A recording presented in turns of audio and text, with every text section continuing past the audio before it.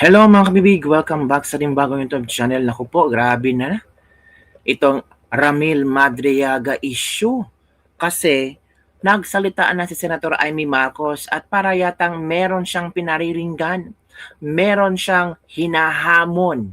Hinahamon niya si Pangulong Bongbong Marcos na magsalita. Kung hindi mo ito ipinag-uutos, kung hindi mo tao si Madriaga, magsalita ka sa totoong istorya. Hala ka. Subali, nagdududa si Senator Amy Marcos na posibleng si BBM ang mastermind sa likod ni Ramil Madriaga? Kasi bakit niya nasabi to? Di ba kabibig? Pwede namang hamunin lang ni Senator Amy Marcos, Bongbong, magsalita ka. Pero bakit kung hindi mo ito ipinag-uutos? So meaning may duda si Senator Amy Marcos na posibleng si BBM ang nasa likod, ang mastermind ni Ramil Madriaga. Naku po, mas lalo yatang hindi na maniniwala ang tao kay Ramil Madriaga knowing na itong si Bongbong Marcos budolero. Di ba? Nabudol nga tayo. Naku, kabibi. Tatanggapin kaya ni BBM ang hamon ni Senator Amy Marcos na magsalita siya sa katotohanan? At kung once magsalita si Bongbong Marcos at nasabihin niyang hindi totoo yung sinasabi ni Madriaga tungkol sa tandem na ni VP Sara na shared position or si BBM o upong presidente, then after 4 years bababa siya, tapos si VP Sara na naman ang maging presidente. Yung mga ganong issue ba? Kung hindi na magsasalita si Bongbong Marcos, nako, magdududa ang tao. Pero kung magsalita si Bongbong Marcos, lalong masisira ang kredibilidad ni Madriaga. So ito kabibig ha, makinig tayo kay Senator Amy Marcos sa kanyang pasabog kabibig.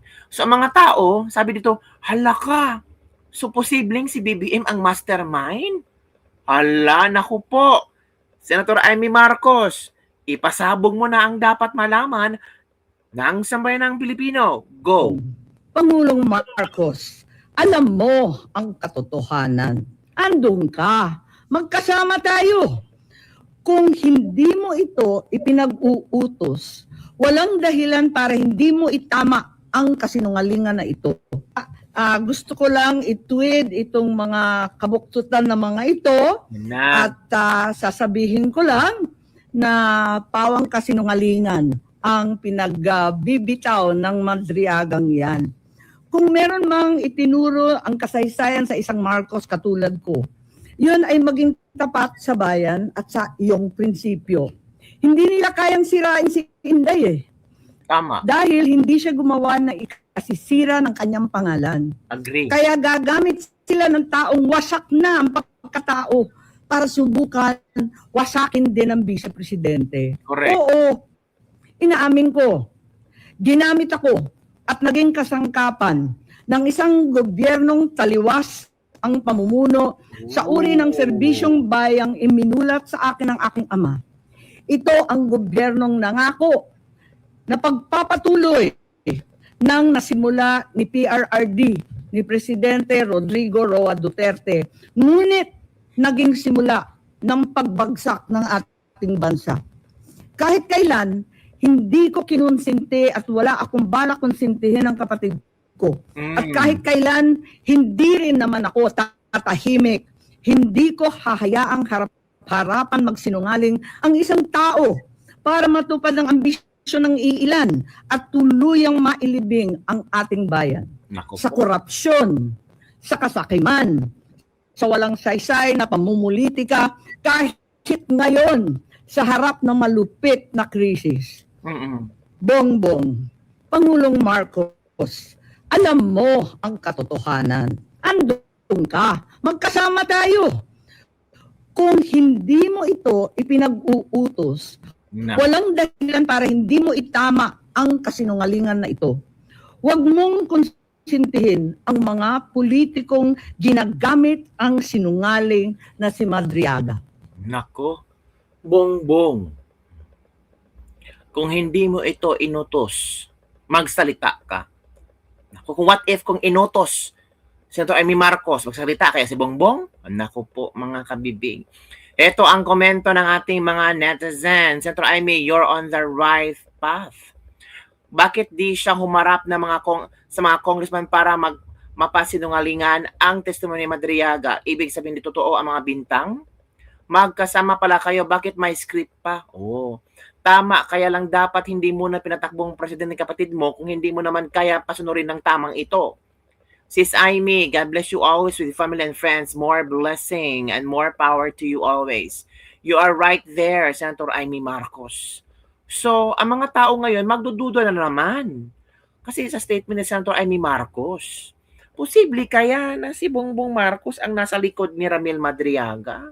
Kaya hinahamon ni Senator Amy Marcos si Madriaga na si Bongbong Marcos na, oy, BBM, Pangulong Marcos, magsalita ka. Kung hindi mo ito inutusan si Madriaga, magsalita ka. Makonsensya ka dong. Nandun tayong dalawa nandun. Humihingi ng tulong sa mga Duterte. Kahit yan man lang ang maalala mo at panindigan mo kung ano ang ating ginawa doon. Pwede ka, bibig. Kahit yan na lang ibigay mo sa mga Duterte. Kahit yan na lang. Diba? Pero, kung si BBM ang nasa likod, natural, tahimik yan. Pero, matalinghaga ang statement ni Senator Amy Marcos kung hindi mo ito ipinag-uutos. So, posibleng nagdududa si Senator Amy Marcos kay Bongbong Marcos. Nako po. Ano kaya ang maging reaction ni Madam Claire Castro hinggil sa statement ni Senator Amy Marcos? Let's listen to this one. Thank you. Thank you all for participating. Maraming salamat na narito kayong lahat. Alam ko nag-recess tayo at hindi tayo araw-araw pinapapasok ngayon. Pero hindi naman 2 days a week. So, simulan na natin. Who you, Madriaga? Sinungaling ka, Madriaga. Ako, hindi ko mabuo yung pangalan nito. At ang lahat ng gustong marinig at pakinabangan ng mga kasinungalingan mo ay may naghihintay na kwarto sa impyerno.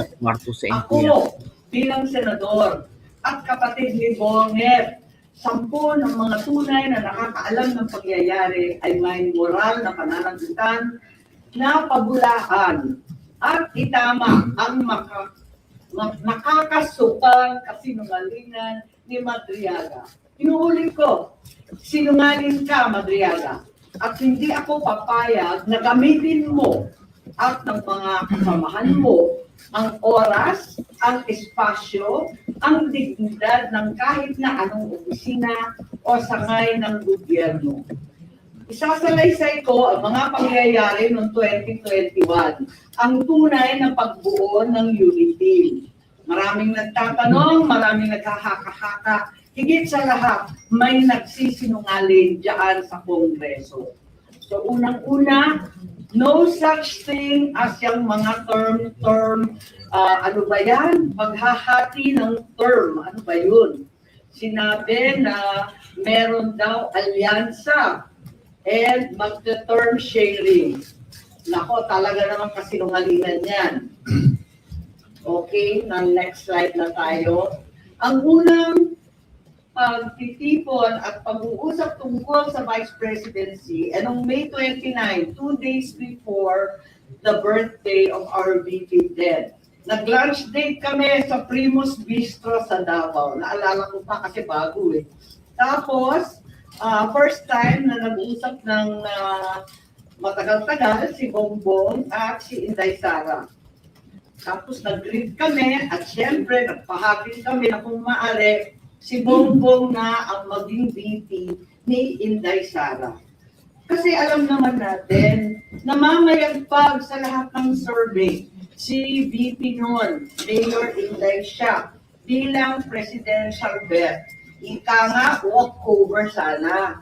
Kasi nakaupo pa yung tatay niya at napaka-popular niya mismo.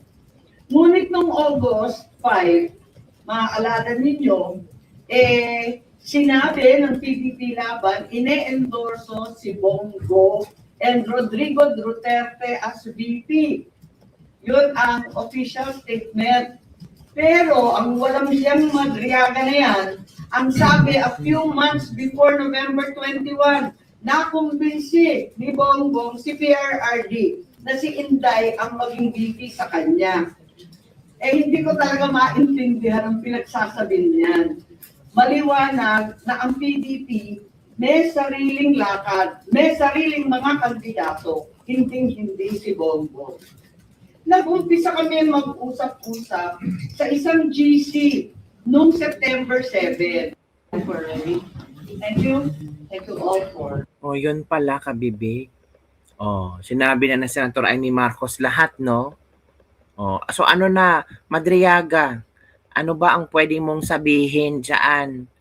O, sinabi na ng Senator Amy Marcos ang pangyayari. Naku po, paano yan? Ayan. Paretang nakakaya kay Madriaga. Parang alam niya lahat na nangyari, no? Pero si Senator Amy pala ang may alam sa lahat. At parang wala naman doon si Madriaga. Kung mag-meeting sa na BP Sara, di ba? Ano ko si Madriaga? Nagmamarunong lang talaga si Madriaga, kabibig, di ba? Nagmamarunong lang. Feeling niya siya talaga may alam. Who is VP? Kasi nakakatawa naman, walang katandem. Yun ang pinapaliwanag ko.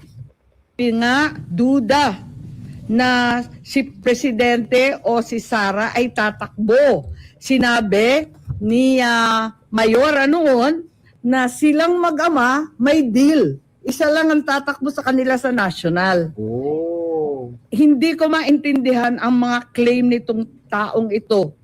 Tapos, in-endorse, September 19, magulo talagang panahon na yun eh.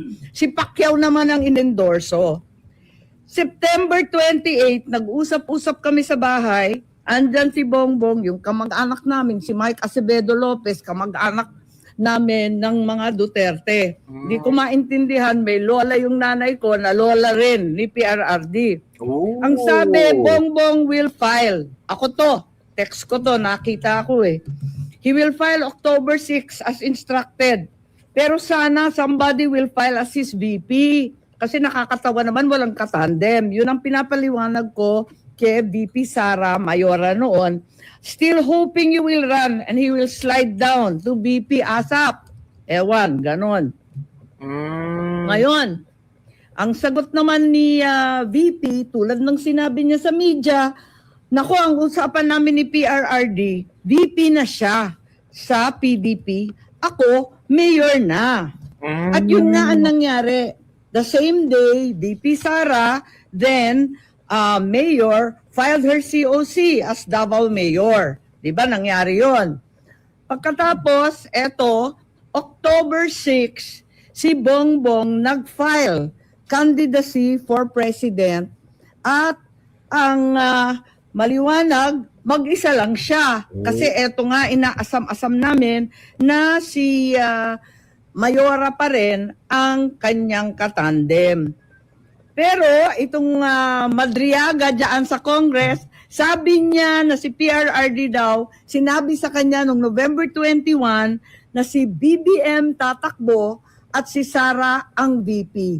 Anong kasinungalingan yan? October 6 pa lang nag-file na si Bongbong na mag-isa. Kaya magtataka ka talaga. Maalala po ninyo na nung pagkatapos nun, ayan na yung kay Bato. Maalala ninyo, bigla ang pinatakbo si Bato at para siyang seat warmer lang at ang inaakala ng tao si Bongo at saka si Presidente Duterte ang kanyang VP. Huwag nilang ginugulo ang kwento. Talaga naman, maliwanag to. Hindi ko maalala ito pagkat hindi ako sang-ayon. Ang nangyari sa October, pag-file ni Bongbong, pinatawag siya ng PDP sa palasyo.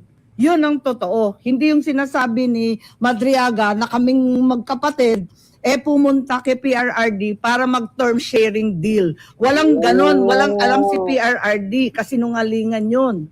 Ang nangyari, nung nag-file si Bongbong, tinanong siya ni PRRD, tatakbo ka ba? Tapos sabi niya, oo, nag-file na po. Nandun yung PDP, si Alcusi, si Bongo, si Medjaldea yata. Wala ako Kasi ayokong pumunta si Bongbong, sabi ko sa kanya, hoy, wag kang pupunta dyan. Sabi niya, nakakahiya naman ang nagpapatawag sa Pangulo. Sabi ko, kukuyugin ka lang ng PDP, pipilitin kayo. Wag ka nang pumunta.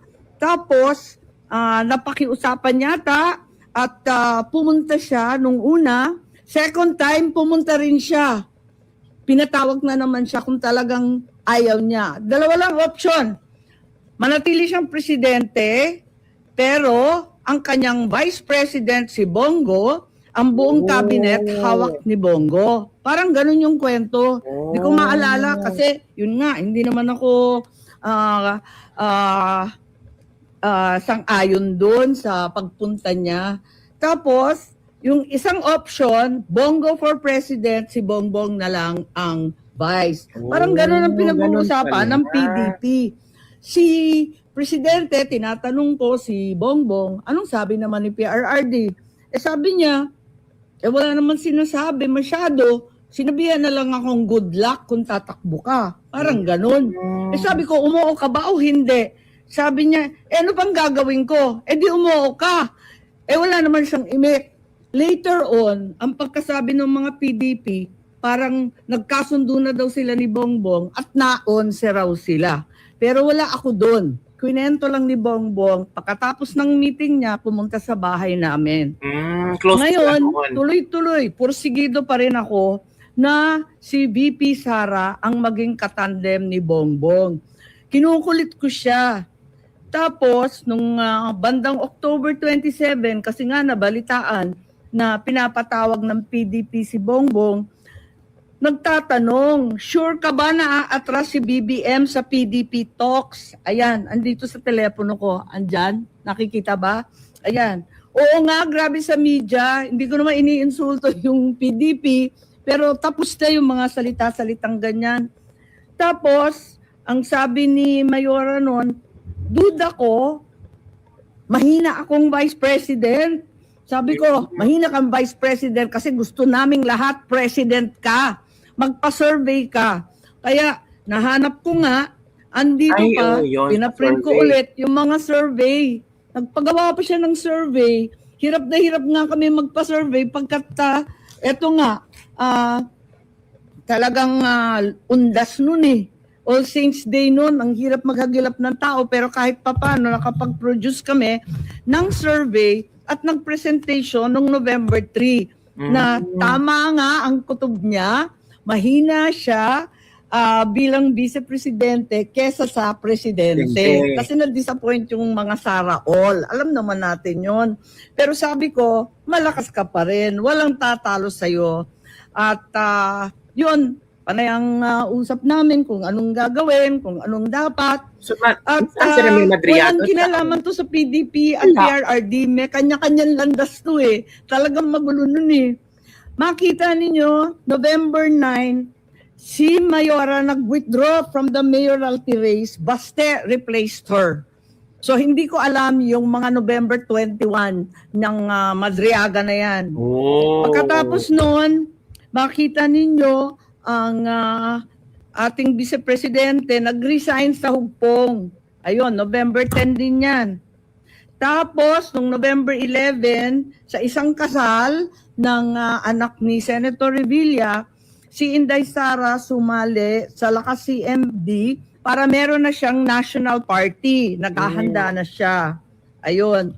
Pagkatapos niyan, nag-happy birthday na naman siya sa GC. Happy birthday, Senator Amy. Many, many happy returns. Tapos, tinatanong ako sa telepono, ano naman ang birthday wish mo? Sabi ko, birthday wish ko, same as last year, Inday for President. So, hanggang sa dulo talaga, pinagpipilitan namin na siya talaga. Ayun. Tapos, November 12, ang liwanag naman ng statement ng aking kapatid. No to possible term sharing. Kaya tumigil ang mga nagchichismis ng kalokohan. Bakit magti-term sharing? Pinipilit nga namin na yung buong term, ang pagiging Pangulo, para kay Inday. Magigihati pa siya. Saan naman kalokohan ng galing yon? This is not a good formula for stability. Tama yon. And the reason why 6 years is there is for the policies of government to continue. Ayan na, continue. And if we change government, magkakagulo. Ayan. Yan ang statement ni Bongbong, November 12. So, hindi ko maintindihan sa nagmula yan term sharing na kabulastugan na yan. There you go. November 13 pa, Go takes over as PDP laban presidential candidate. Talagang walang kinalaman sa PDP, walang alam ang dating Pangulo. Ayan, November 14, very publicly, pikon na pikon si Presidente at hindi niya alam ang pangyayari. Kasalanan po namin yun. Sara did not consult him on her 2022 plans. Sasabihin ko ang rason, di ako makasuporta. Ayan, binabanatan na naman niya. Kita naman natin November 14 na yan. Ewan ko kung saan yung kasunduan na pinagsasabi na kinumbinsi ni Bongbong o kinumbinsi si Bongbong. Pati yung sinungaling, nagkabulbul na. I'm sure yung pagtakbo, desisyon ni na Bongbong. Totoo naman, ang kulit-kulit kaya namin. Tapos, November 16, sabi ni Nograles, wala nang Duterte go. November 16 din, talagang nag-iisip na kami ng kampanya kasi pumila na eh. So doon sa group chat, makikita ninyo, I like unity, power tandem yan. Sabi ko, unity team. Tapos sabi, only team. Okay, ilabas ko na to. Unity team na tayo. At doon nagmula yung unity team, November 16. Okay? So, hindi ko maintindihan yung November 21, nangangampanya na by November 21. Nako. Pero, hindi pa rin napapawi ang galit ni PRRD, November 18, bumabanat pa rin kay Bongbong. Asan ang pagkakasundo dyan?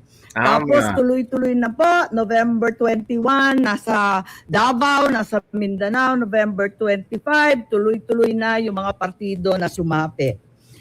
At finally, matagal to December 14, tsaka lang nag-withdraw at umatras si Bongo bilang presidente. Kaya gusto ko lang i-tweet itong mga kabuktutan ng mga ito. At sasabihin ko lang na pawang kasinungalingan ang pinagbibitaw ng Madriagang yan. Kung meron mang itinuro ang kasaysayan sa isang Marcos katulad ko, yun ay maging tapat sa bayan at sa iyong prinsipyo.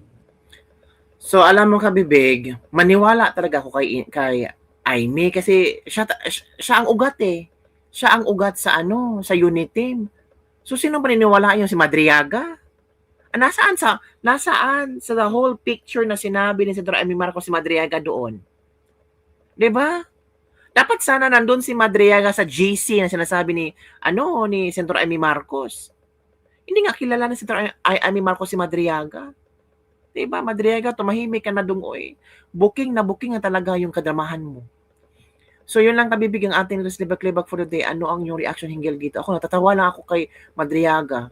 Buti na nagsalita si Senator Amy Marcos. Importante din itong timeline na ibinigay ni Senator Amy Marcos. Oy, nasa kay Bongbong na ang magsabi ng katotohanan. Kung hindi ikaw ang mastermind ni kay Madriaga, magsalita ka. Wag lang puro tahimik ka. 'Di ba?